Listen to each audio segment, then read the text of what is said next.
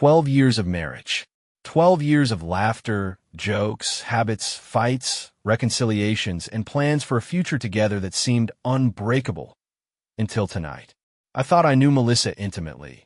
Her quirks, her soft laughs when she was having fun, her habit of biting her lower lip when she was engrossed in something. I was sure we could finish each other's sentences. But now I realize I do not know anything. People can hide behind masks so skillfully that they deceive even those closest to them. This betrayal was no accident. Her lover was Danny Pratchett, a man I once called my best friend. It is funny how fragile trust can be. If you open a door, betrayal will creep in. I'm an officer with the Redfield Police Department. I was scheduled to be on duty that night, but I explained to Captain Evan Randolph, a man with the emotional sensitivity of a concrete slab, that I needed a personal day off. To my surprise, he gave me a curt nod of understanding. "Take care of your own business," he said, "but do not make a fuss." And I waited. I sat and waited for those I trusted most to enter the house I had bought and paid for, to bring my treachery to an end under its roof. The sound of keys scraping on the locks snapped me out of my reverie.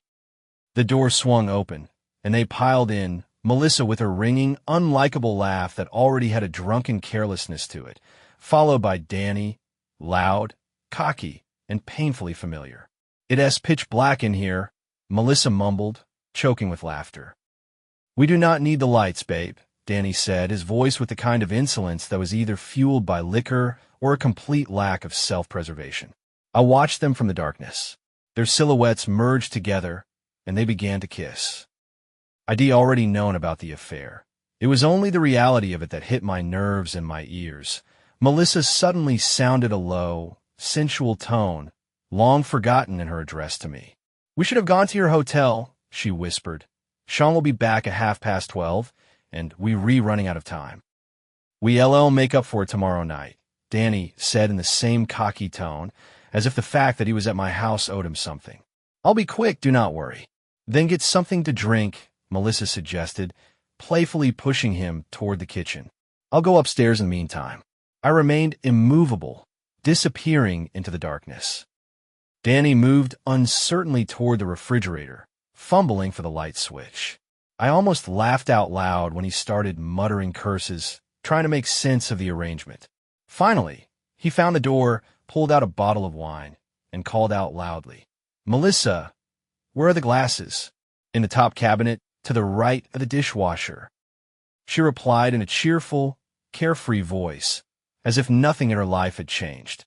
Danny poured the wine and took the glasses, heading for the stairs. At that moment, Melissa started downstairs, illuminated by the dim light from the hallway. She was wearing translucent black lingerie that I'd never seen before, obviously not for my eyes. The sight of her faintly seductive figure triggered a reaction inside me that I had not expected. It was not just anger, but something colder and more ruthless, unbridled in its fury. Danny, watching Melissa with a smug glint in his eyes, had no idea that I'd already moved into position. The baton, hidden behind a sideboard cabinet, fit comfortably in my hand, and every move had been honed by years of experience. In one motion, I flicked the switch, and a harsh, unrelenting light flooded the room. "I hope I'm not interrupting," I said in an almost impassive voice. Melissa cried out sharply and shrilly, crossing her arms over her chest, as if she were now suddenly ashamed. Danny froze in place, his wine glass falling out of his hand and crashing to the floor. "San," Melissa wheezed, as if she could not believe her own eyes. Slowly, Danny turned around and paled to a chalky hue. "Jesus, man, he started but did not finish." My baton met his knee, and he collapsed to the floor with a loud scream. The thud made him howl, and he grabbed his leg, his face contorted with pain and realization. I stepped over his body, still clutching the baton, and turned my gaze to Melissa. She was backing toward the stairs, trembling, clutching the thin fabric of her revealing outfit in her fingers, as if she hoped it would save her from the consequences of her own actions. "Sean," she breathed out, her voice shaking. "Please, let me explain." "Explain?" I asked, trying to keep my voice even, though I could hear the anger in every syllable. You think there's an explanation that will justify all of this? For God's sake, Melissa, I'm dying to know. Tell me. She stopped talking, glancing at Danny, who was writhing in pain and sniffling through a bloody nose. Trying to sit up? He barely spoke, his mouth curving. I crouched down beside him, bringing my face close to his. You do not have to try, Danny, I hissed. If you dare to lie that things are not what they seem, I swear the next one will be your other leg. He flinched, threw up his hands in surrender, and mumbled, Sean, please. Melissa took a desperate step forward. It's not what you think it is, it's. Do not say that cliched phrase. I interrupted, the icy metal in my voice ringing out.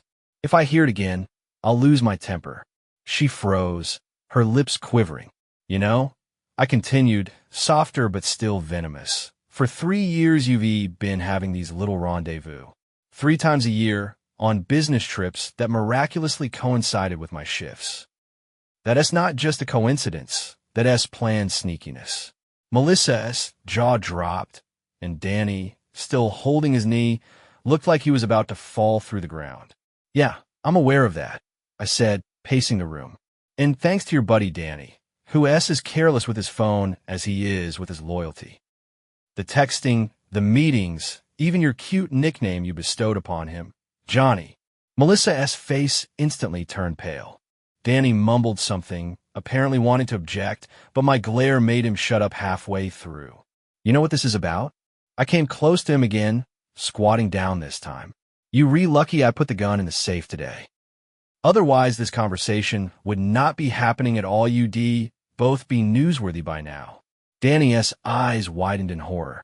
Sean, well, he began, but he did not finish as I swung my bat into the floor next to his head, making him flinch and instinctively clench his eyes. Well, what? I growled. You mean you did not plan it that way? You just got carried away? Tell that to someone capable of empathy. I spat, letting them know how much I did not care about their excuses. Stop it, Sean. Melissa pleaded, almost crying. It is all my fault. Do not hurt him anymore, please. Your fault, you say? I turned to her, raising my voice for the first time. Hell, of course it is yours. But do not worry, I'm not just mad at you. Danny would not get away with it either. I told you, there is always a price to pay for choices. Congratulations, I grinned. You've won the big prize today. I grabbed Danny by the collar and dragged him to the center of the room. He tried to fight back, but a short clubbing in the ribs quickly cooled him down. I hovered over him, letting the silence hang in the air like a suffocating blanket. You're a piece of work, Danny, I muttered, hoping to sneak into my house, sleep with my wife, and go back to your wife like nothing happened. Did you think I would not find out? Would not do anything about it? He tried to say something, but his broken mouth and swelling made it impossible to squeeze out anything intelligible.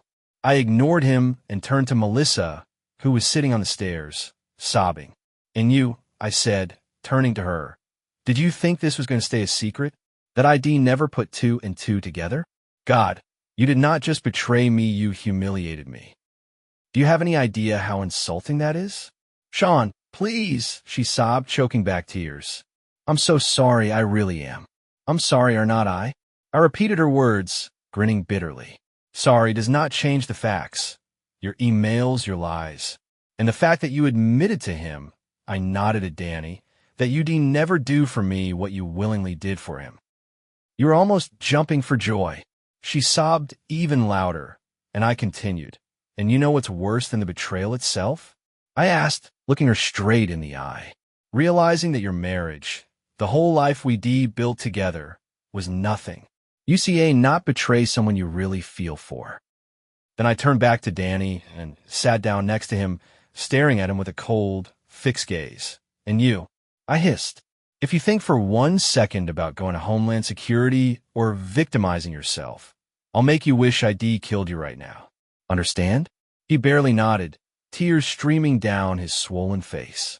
Good, I said, straightening up. Now, I'll get out of my house. Danny tried to get up, but his leg gave out and he grabbed the wall, leaving a trail of blood behind him. When his hand was already on the doorknob, Danny stopped suddenly. Look, he said with difficulty, I could file a report on you. A beating is a beating, Sean. I cannot hold back a dark, mirthless chuckle. Go ahead, Danny, call the police. I'd be happy to explain to every cop in the county and maybe half the state why your face had to be fixed. Also, I already warned you, but I've got something for your wife, Danny, a full set of your correspondence with Melissa. You bet I will. I slowly lowered the baton, squinted my eyes, and hissed. I'll even personally deliver it all myself. Are you sure you want to play this game? His hand slipped off the doorknob, and with a short curse, he staggered toward the car. The engine roared to life, and a few seconds later he was out the gate. There was an oppressive silence in the house, broken only by Melissa's stifled sobs. I turned to her, still clutching my baton. As I approached, she flinched and shrank back, as if trying to hide. Come upstairs, I said calmly, but uncompromisingly. Take off those rags and go to bed. I do not need you in my sight tonight. She hesitated, her lips trembling. Shauna now, I cut her off, not letting her finish. She jumped up and hurried up the stairs, her sobs audible in every corner of the house. For a while I just stood there, staring at the mess. The broken glass, the bloody stains on the carpet, the acrid tang of betrayal in the air. But I was not going to stop. The case was far from over. The next day, I made a few calls. The first one was to Samantha, Danny's wife. She answered on the second ring, her voice sounding friendly and without a shadow of suspicion. Sean? Hey, how's Melissa? Is everything okay? Not really, I said calmly. We need to talk. There was a long pause in the phone that made it clear that she could already sense that something was wrong. What's wrong? Samantha asked cautiously. I'll be blunt, I answered. Your husband and my wife have been having an affair for 3 years. There was dead silence, and for a moment I thought she'd hung up. But then I heard her barely audible voice, more like a half whisper. You're not kidding, serious as a heart attack, I said in an even tone. I have all the proof. Correspondence, dates of meetings, everything. I think you have the right to know. There was a convulsive gasp and a muffled sob, as if she were trying to pull herself together. I do not even know what to say, she whispered. How long have you known about this? Long enough to think it through, I said. I'll send you the materials, and you can decide how to proceed. She thanked me. Her voice was trembling, but there was a firmness in it that was hard to miss. I explained that I intended to be thorough and to make sure that both of the cheaters felt the full brunt of the consequences. Samantha agreed. In the days that followed, I put my plan into action. It could not just be a simple conversation or a couple of bruises. They had to feel every bit of what they deserved. As for Melissa, the conditions for her were very clear. I insisted that she get a full infection test. It may have seemed paranoid, but after Danny's business trips, I was not about to take any chances. I also forbade her from communicating with him in any way. No calls, texts, or meetings. And I had another idea that was both mocking and punishing. Melissa was supposed to help me revitalize my life by finding me dates. I was not going to go on those dates, though. At first, Melissa refused to follow my instructions. She cried, begged, tried to make me look cruel and vindictive. But when I coldly reminded her that at any moment I could expose the details of her affair to the public, her family, her friends, and anyone she met, she reluctantly relented. Meanwhile, Danny was not forgotten either. Thanks to Samantha's help, I got his travel schedule. Every time he left on business, I made it a point to show up unexpectedly nearby. The first time it happened was in some run-down motel in Nebraska. He came back from dinner drunk and did not realize it was under his ski mask and hood until I had him pinned against the wall. 3 punches, a knee to the groin, an elbow to the stomach, and a hook to the cheekbone. And then I found his car in the parking lot and slashed exactly 2 tires, because 4 at once is an insurance claim and 2 are on him. He never went to the police. This pattern repeated itself for months. A brief hit and run, a couple of bruises wounded pride. Danny was used to living his life, flaunting his self-confidence. But after my care, he became a pale shadow of himself. Every time I reminded him, "You'll never know where or when I'll show up next. But I'll be there to make sure you pay for your betrayal."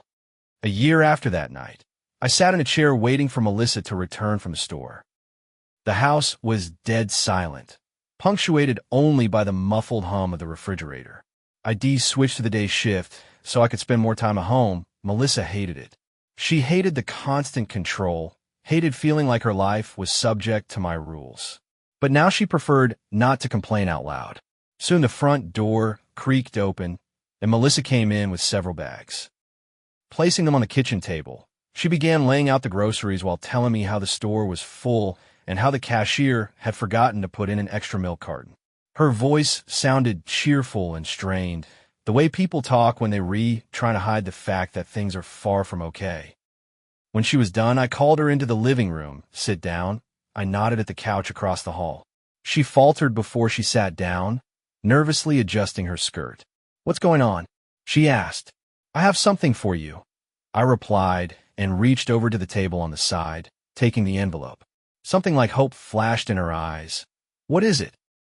She said, her voice trembling slightly. Read it. I handed her the envelope. She looked at me apprehensively before reaching for the papers. Her face went pale as she read the first line. Lawsuit for dissolution of marriage. What? She exhaled as if choking on disbelief. What the hell kind of joke is this?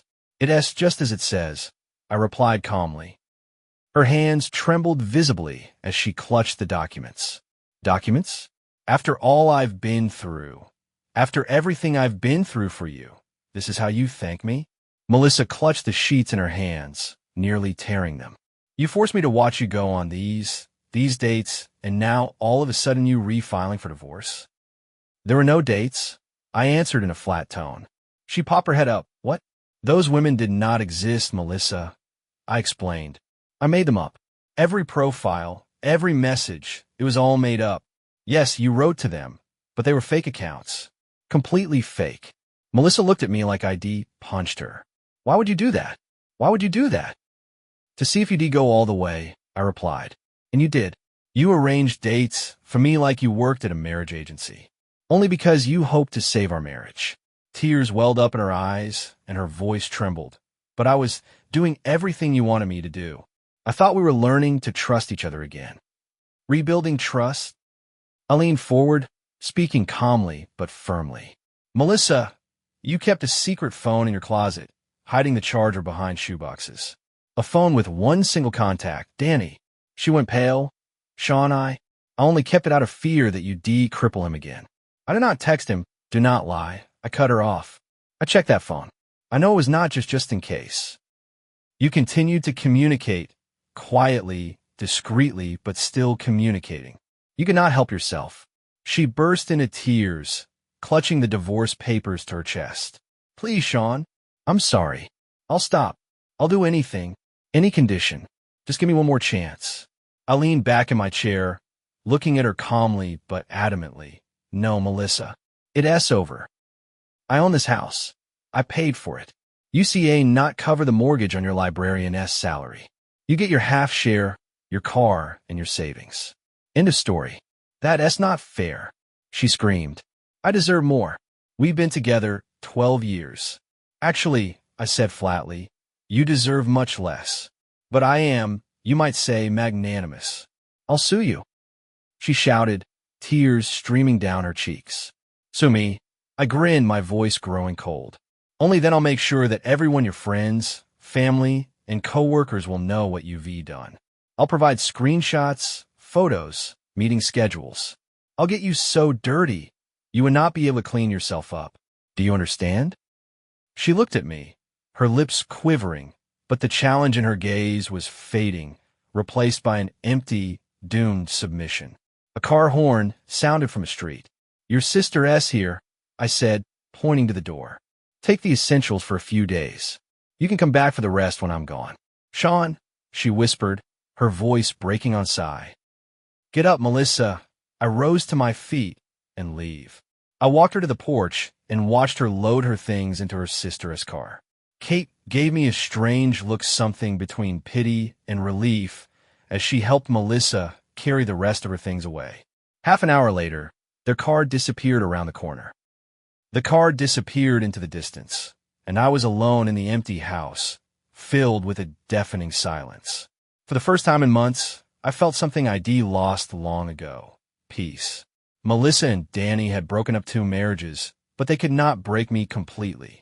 It was time to turn my life in a new direction, to gain what I had been entitled to all along. In the days following her departure, the house seemed almost muffled without the usual noise of shared life. No more sound of the TV in the background, her humming in the kitchen, or scolding over the late trash. Now I was surrounded only by the muffled hum of the refrigerator, and strangely enough, I was beginning to like that silence. I took a week's vacation to get my thoughts in order and deal with the consequences. As it turned out, dividing the property was easier than I'd expected.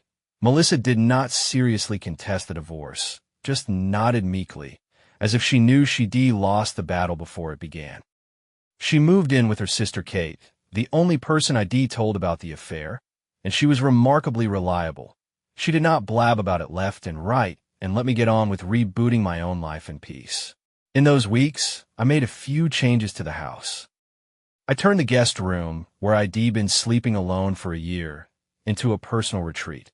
I hung a couple of new posters on the walls, put a chair by the window, planted some houseplants, and shelved the books I'd been meaning to read for a long time, but had not had the time.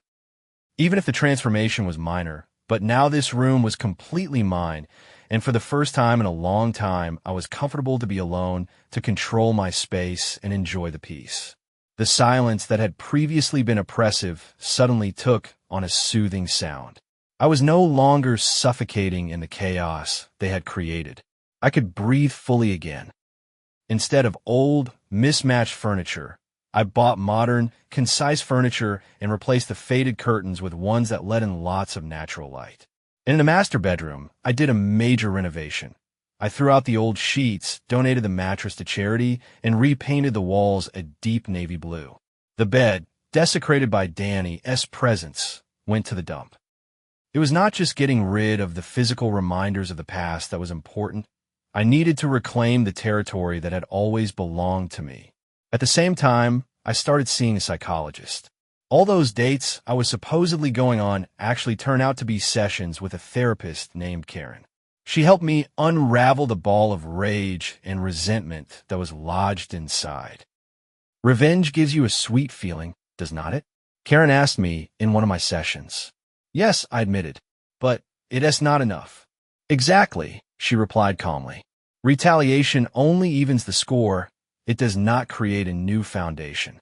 And that is when I realized that I had to decide what I wanted my future to be. All I wanted now was a fresh start. I reached out to old friends I de-triggered in my day, and it turned out that many of them had long ago noticed things that had eluded me. How Melissa was distant, constantly making excuses, more absorbed in the phone than in actual conversation. You just did not see the obvious, buddy, one of the buddies remarked as we met for a drink. But do not blame yourself. Love can be blinding. Love, a word that now seemed foreign to me, and yet I did not feel bitter about it. Not anymore. One evening I received a package from Samantha. Inside, I found a letter and a stack of executed divorce papers. Thank you, the letter said, for telling me the truth, even though it hurt. Danny and I are officially separated. I took the kids and moved out. It was not easy, but it was the right thing to do. I hope you're refinding your way onward, too. At the bottom, she left a new address and phone number, adding the phrase, if you ever want to talk, I'm always in touch. I looked at that letter for a long time, running my fingers over the lines, contemplating how much my life had changed. Eventually, I sold the house. Not because I could not stay there, but because I realized I did not need that much space. I moved closer to work and rented a smaller but cozy place. Samantha and I began to write to each other. At first occasionally, then more and more often. She was getting used to being a single mom, and I was relearning how to live alone.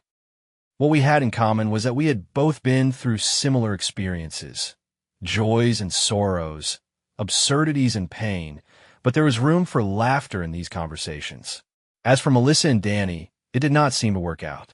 Danny could not stand the loss of his reputation and his inflated ego, and Melissa, if rumors were to be believed, was tormented by guilt. Perhaps it was real.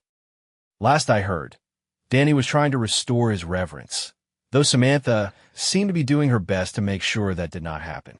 Melissa, for her part, stayed with her sister for a while and then moved to another town. The rumor was that she never got used to her new life. But I did not feel sorry for her, because we all make our own choices and live with the consequences. And that's where today's story ends. Thank you for watching to the end. If you enjoyed it, do not forget to like and comment. We'd love to discuss this story with you. See you in the next video.